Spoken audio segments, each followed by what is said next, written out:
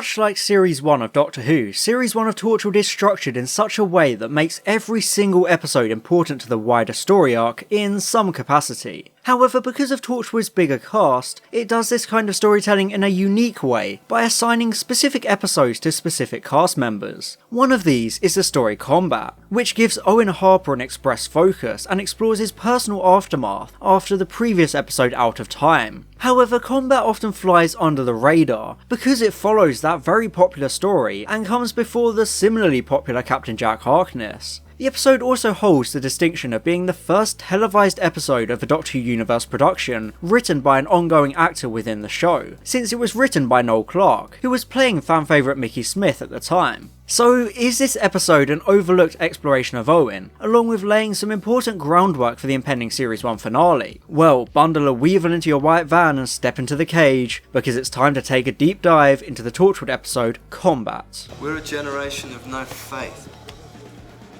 in society. I think the opening of Combat is reflective of the low-key atmosphere of the episode. It's very normal. Well, as normal as a TV show about hunting aliens and monsters could possibly be. Jack is tracking down a weevil because the team have the night off, so it's down to him to contain this very minor threat. His casual approach to the pursuit makes this moment come across as very run-of-the-mill. This is something they have to do on a regular basis, it's just a typical night for Torchwood. I always like when we get glimpses of these minor missions, telling us that there's more going on than we get to see. We had it before with episodes like Ghost Machine, dropping you into the middle of a mission to make the world feel more lived in. It gives you the sense that their lives and adventures don't just stop as soon as the episodes end. So this opening is good at once again communicating that idea. Something else continuing even off screen is the destruction of Gwen and Reese's relationship, as he tries to connect with her over dinner, just for her to stare off and look absent, aggravating Reese because he's sick of their relationship becoming so strained like this. She's basically become lost within Torchwood and this alien lifestyle, completely detached from reality, and she can't live in the normal world anymore. It's been creeping up throughout the series, and this is basically the breaking point for the relationship. She's been given the night off, but she'd rather be hunting aliens with Jack or sleeping with Owen. I really feel sad for Reese here. He's been so patient with Gwen during the series, and tried so hard to respect her secretive new job, but she's just not giving him anything back. She's taken it for granted and just abusing his trust left, right and centre. Like the confrontation in Out of Time, he's right to be angry at her, especially because Jack comes running in and takes Gwen away. Torchwood once again ripping her away from Reese, who can't even take her out for dinner anymore. Also, within the context of the show, Gwen is especially hateable in this scene. Sit the fuck down!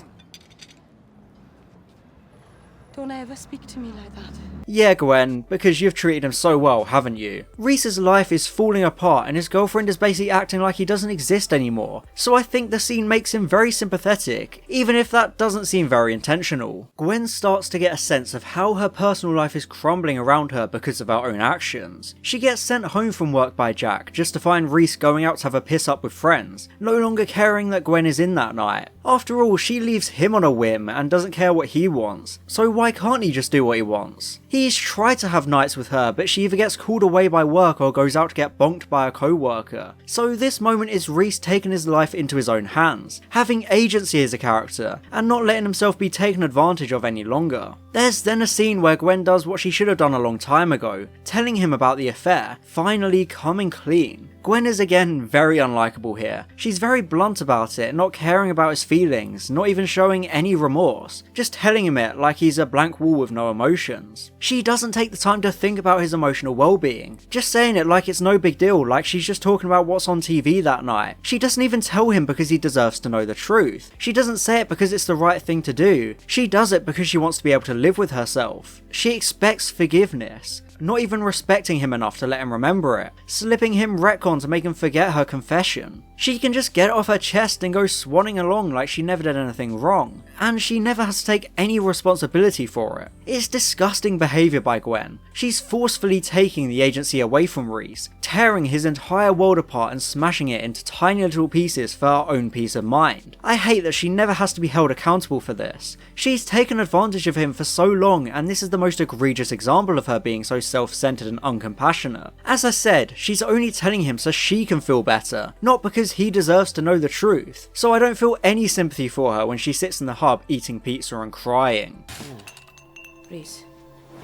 God, you selfish bitch! The main plot of combat focuses on the mysterious kidnappings of the alien creatures known as Weevils, first introduced in Everything Changes by ripping someone's throat out. In the beginning we see the rogue Weevil getting bundled into a white van by masked figures. I think it's a very mysterious hook, because we know how hidden the existence of the Weevils is. Torchwood is able to keep them completely obscured from the public, like in that first episode, but here there's someone else who not only knows about them, but is capturing them as well for some reason. It throws Torchwood for a loop because they're now on the outside and in the dark, similar to episodes such as Countryside and They Keep Killing Susie. They don't know who or what they're looking for, why this is happening, and what exactly is going on, because they're so used to knowing everything. For once they have to work from the ground up, with nothing really to work from. I always appreciate it when protagonists have to start at square one, although I think it may be a bit too common within this series. There are a lot of Series 1 episodes that massively put Torchwood on the back foot, so it does get a little bit tired after a while. It's not this episode's fault though. Yanto and Jack then examine a captive Weevil as it seemingly weeps, supposedly because it has a low level of psychic ability connecting itself with all the other Weevils, so it's feeling the same pain. Kind of like how the Ood are all connected through telepathy, although this is much more primal and instinctual. The fact it wails like this makes the Weevils much more human and sympathetic, fleshing the monster out a bit more than the previous episodes had done. These early episodes had presented them as just these mindless, savage creatures, but here you actually feel bad for it, since it's wailing in such a sorrowful and pained way. Even Jack can't get through to it, wanting to know what it knows, but there's no way through. It sure would have been handy to keep that mind reading pendant around,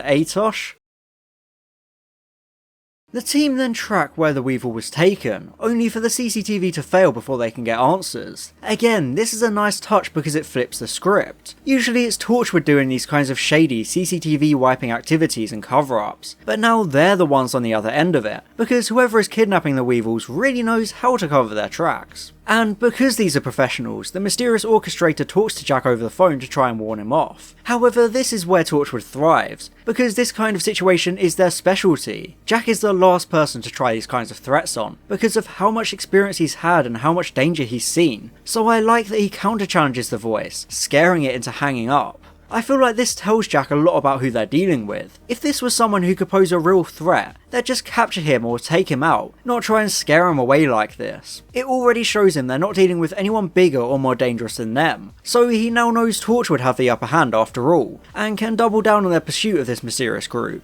It says a lot about the fearlessness and ability of the character. He knows there's no reason to fear a voice-filtered phone call. We then get a sense as to what might be happening with the Weevils, Owen examining the body to speculate the kidnappers are using the creatures to carry out perfect murders. You can't exactly fingerprint and arrest a Weevil after all. I like this scene because even though they're wrong with their assessment of the motives, they've got there with a good thought process. Like Susie killing people with a knife, it just makes sense. It seems like the motive is logical and simple enough, and the wounds line up with the theory. It certainly seems more realistic than the horrifying truth, so I like how this scene shows their investigative process and Owen's importance to the team, since he's the one that does the autopsy and confirms the death was at Weevil hands. Indeed, this episode is all about Owen, playing out as kind of a sequel to Out of Time, by exploring the personal aftermath that story has had on him. In that episode, he gained a new appreciation of life and a nicer worldview thanks to Diane, but at the end she left him, making him feel heartbreak for presumably the first time since his fiancée died to an alien brain squid. He begins combat very low and in a very dark place, drowning his sorrows at a bar and ignoring the calls from Torchwood, who need him for the whole Weevil situation. Diane left him partially so that he could focus on his job, since his feelings for her were distracting him, but now she's gone, he's even more distracted and aimless, not sure what to do with himself and just wanting to be alone. It's very humanising and relatable, since most people who have been through breakups can understand his state of mind and aimlessness, trying to find a way to fill that void left behind by someone you loved deeply.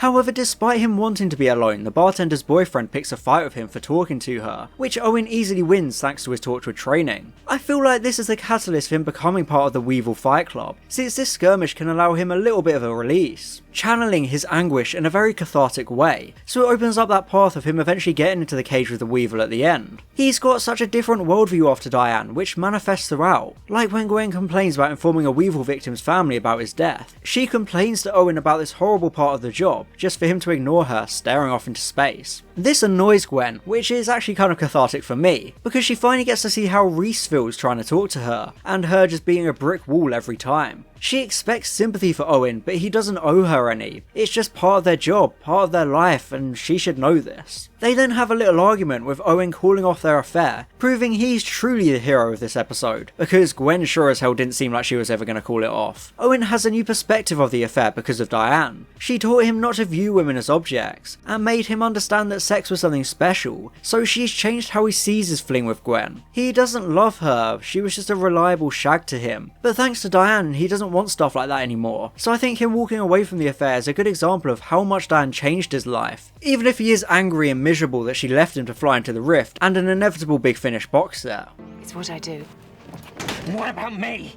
Because the episode focuses heavily on Owen, he happens to be the one assigned to infiltrate the Weevil Fight Club, since the others have all been spotted, but he was too busy moping around and ignoring the team to be involved with the investigation. I really like this aspect of the episode. It reminds me a lot of the show Hustle, which was a great show about conning people. I really recommend it. The scene of Owen in the meeting with Mark feels directly lifted from that show, which is probably why I love it so much. Tosh hacks into Mark's laptop before Owen sweet talks him, appealing to his ego by bigging him up. This is the right route in when it comes to a character like Mark. You don't want to brown nose him, but you want to play into that ego ever so slightly, playing his games and impressing him enough to get him interested. Again, it's like Hustle, buttering up the Mark so they fall right into your hands. And indeed, he does, with Tosh perfectly predicting his every move as he investigates Owen's business, it all seeming completely legitimate and real with a great fake website and a fake promotional video. I feel like this is good for showing Tosh's skills at tech and covering stuff up. She's the one responsible for crafting this completely fake business and online presence, so she gets the credit for this scheme being successful. It shines a spotlight on how important she is to them. I feel like scenes like this should be more common in Torchwood. We get characters smoothly contributing to a wider scheme, each lending their skills to infiltrate a tricky adversary with the resources at their disposal.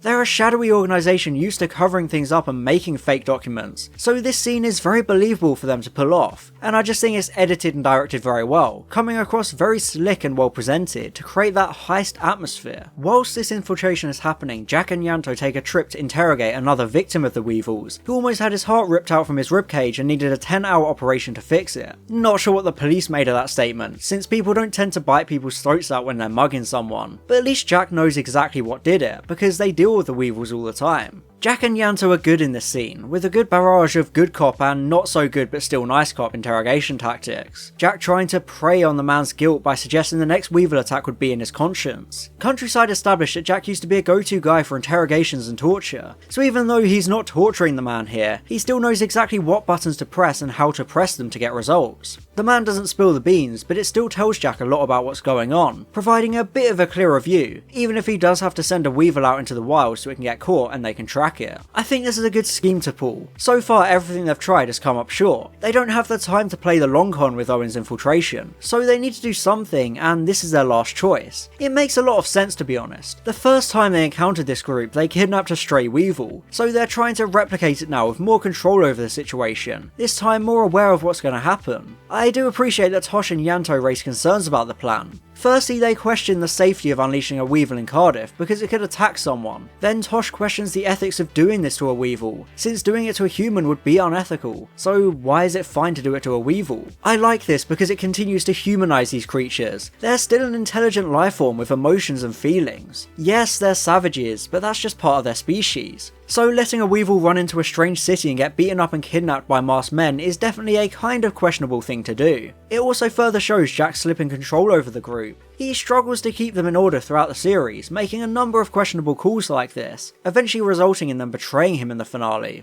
It's good that episodes like this seed that aspect by having the team question his leadership on numerous occasions, including a couple of times within this episode itself.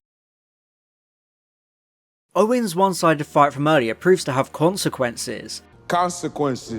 As he and Mark sit down for a drink at the bar, the same guy shows up with two mates to beat up Owen, probably because he had a bruised ego so he wants to make himself feel better by bringing two other guys to do what he couldn't do himself. Kind of a loser when you ask me. However, with the help of Mark, Owen easily dispatches of the trio, once again getting that release from his emotional state of mind, showing that anger underneath in his self-loathing. This is further fleshed out as the pair go back to Mark's and get really existential, with Mark wondering what the point of life is. I feel like this scene is an obvious exploration of the age-old saying, money can't buy you happiness. Yes, Mark is successful and has loads of money, influence and power, but he doesn't feel satisfied, he's very nihilistic. I feel like a lot of people can relate to how Mark feels, regardless of how much money or success you have. Sometimes you sit there and wonder what you're doing with your life, whether you're just spinning wheels in place, living in repetition and a holding pattern, nothing ever really changing as you do the same job day in, day out for years. It's easy to get mentally trapped in a hole when you look at your life this way, so I think it's a good explanation for the existence of the Weevil Fight Club. It's a release from that holding pattern, something interesting and unpredictable to get your teeth into, no pun intended. It's reinvigorating for these people, so I like how this scene sets this motivation up and almost justifies it, but as we find out, Mark is going a bit far with it all. Owen then pulls the classic looking for the bathroom investigation trick, finding a chained up Weevil that Mark uses as a punching bag. It's quite a visceral scene, him just mercilessly beating on this creature without it fighting back. The directing here is great since it just goes on, the atmosphere building until it forces Owen to step in and stop it. Again, as Tosh said, these are still intelligent life forms. Alien or not, it's wrong to treat them like this, since it's like chaining up a monkey and beating it. It's just wrong to do this, and Owen knows that. It's this penny drop of the truth actually being worse than the Torchwood team had assumed. They had thought the Weevils were being used to carry out murders, but instead it's so much worse, because they're being used as punching bags by these sociopathic businessmen with nothing better to do. They're just doing it for sport and for fun, really showing how dark our species can be, providing a similar sense of perverse commentary Countryside did, by exploring how downright evil normal people are capable of being when they have the opportunity. It gets more and more fucked up the more you think about it, seeing all the equipment Mark has in the room, like the nunchuck and police batons. He has no release in his life, nothing to live for, so he just tortures this inhuman creature for no reason other than because he can. He doesn't think about the Weevil, he just does it for himself, which is kind of similar to Gwen drugging Reese and confessing her affair just for her own sense of release and peace of mind. After Mark catches Owen, he takes him to a warehouse where we get the reveal of the Weevil Fight Club. Also, points for the Muse track Assassin here, that's a great song. Mark continues to be this weird, nihilistic philosopher here, claiming that this is what their generation has as faith. This strange code of battle and combat. They reject humanity to become savages because they're lost in the world, knowing there's no grand purpose to life and that this is the only way they can feel alive with all the money they have to burn. The scene of the guy in the cage fighting is very chaotic and visceral, him just trying to survive because the Weevils are that dangerous. I think it's again directed well, giving a sickening, claustrophobic feel with all the shouting and cheering. Owen reflects this feeling well, kind of reeling at what he's experiencing. This is essentially him if he gives into his anger and strong negative emotions, like he's looking into a mirror. It's like looking into the darkest recesses of your own soul.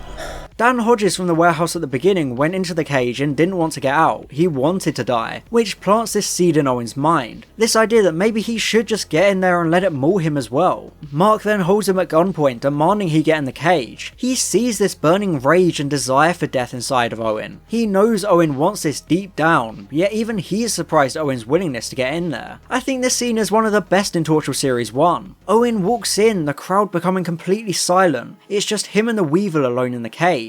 There's nothing else. No Diane, no Torchwood, just Owen and this creature ready to tear his throat out. You really get the sense that he has nothing to lose. He's completely lost in his own mind and doesn't know who he is anymore, so he just stands there and willingly closes his eyes. Like Dan Hodges, he doesn't want to live enough to get out. He's sick of dealing with life, dealing with people and Torchwood. Fighting wouldn't even be enough of a release for him. He's just done with living and couldn't care less if this Weevil kills him. He doesn't fear it. However, before he can die, Torchwood comes bursting through the door, saving him despite him not wanting to be rescued. I really like this ending, Mark being emboldened by Owen's fearlessness, allowing himself to get mauled by the Weevil. Mark's death is kind of poetic because of this. This whole time he's been capturing and abusing these creatures, so in the end the Weevil kills him, even if he did decide to get in there himself. I feel like this death illustrates what would have happened to Owen if the team were just a few seconds later. They wouldn't have been able to get to him in time. He would have been torn apart like Mark is here, here, embracing his own brutal death. The post-action continues this somber exploration of Owen's nihilism. He straight up says to Jack that he didn't want to be saved, that he felt more at peace in those few seconds than he has in a long time. Owen has been through a lot in his life, he's a very tortured soul, so you understand that he's right when he says this. He wanted to die being at peace, knowing who he is, he welcomed death, but Jack tore that away from him, not letting him have that release from his aimless and painful life. Like the scene with Tosh earlier, it sows those seeds of dissension within the Torchwood team, especially because it's Owen who opens the rift in the next episode, and then shoots Jack in the finale, assuming command himself. It's essentially his fault that everything in the finale goes wrong, but it's the events of Out of Time and combat that drive him to that point. This moment shows that growing animosity between the two, giving Owen more reasons to hate Jack and his authority, hating how Jack took away his only moment of peace and closure. Then there's that controversial final scene as Owen walks into the holding cells in the hub, staring deep into the eyes of a weevil and growling to scare it. Now, a lot of people don't like this growl, but I think it does a lot to show what his mental state is like after his experiences in this episode. Being in the cage kind of established a link with the creatures, just like that psychic link from earlier. It's Owen embracing his inner darkness and savagery, becoming more primal. I feel like this scene was a necessary setup for his trilogy in series 2, where it becomes more heavily linked to the Weevils. So I'm king of the Weevils. Maybe even Weevil Messiah. It's thanks to this episode that we got that link to the creature later on, so I think this moment is fine as a foundation for later, along with showing how much his mental state has spiraled and become darker. Combat is one of those episodes that seems to suffer from being sandwiched between two amazing and acclaimed episodes. It was always going to be hard to stand out between Out of Time and Captain Jack Harkness, but I think Combat does a solid job for what it is. It serves as a good cooldown episode to explore the after effects of the previous story, delving into the emotional state and psyche of Owen after Diane left him. Much like Ghost Machine, it's a good character episode to explore his motivations and characteristics, giving him an episode of his very own. However, that being said, I kinda feel like he isn't actually central enough. I feel like Noel Clarke could have just gone one little step further with Owen to explore him a bit better. Instead, the cast is almost too evenly distributed, which I know is a weird criticism to have. Everything in the episode is solid, if unimpressive, with a very grounded atmosphere. It's one of those kinds of episodes that just feels like an episode of a TV show and nothing more. It's all a bit low-key with an enjoyable plot and some nice sequences, but I think it's a bit too run-of-the-mill within the format. That's why I'd give it a C on the Torture Series 1 tier list. There's nothing exactly wrong with it just doesn't quite stand out from the rest of the series or do anything majorly new. In terms of the cast, Bern Gorman is great as Owen, and Alex Hassel is superb as Mark Lynch, really making the character hateable and sociopathic, with his obsession with torturing the Weevils for his own pleasure. Gwen is also very hateable, although I'm not sure if Clarke did this on purpose. It sees the complete collapse of her personal life, as Reese finally starts to hold her accountable, and I wonder if Clarke's experience as Mickey helped him write Reese as sympathetic here. The episode does some interesting things with the Weevils, along with doing some important story arc work leading into the finale, so it certainly has its place within the series. It just doesn't quite have the same quality or memorability as the other episodes, which is a huge shame, but it is what it is. And I'd like to give a very special thank you to my gold level patrons: Alex Marston, Calvin, Daniel Shillito, Franz Horn aka Line Vortex, John, Steph McNever Miller, and William Jewell. Thank you so much for your support.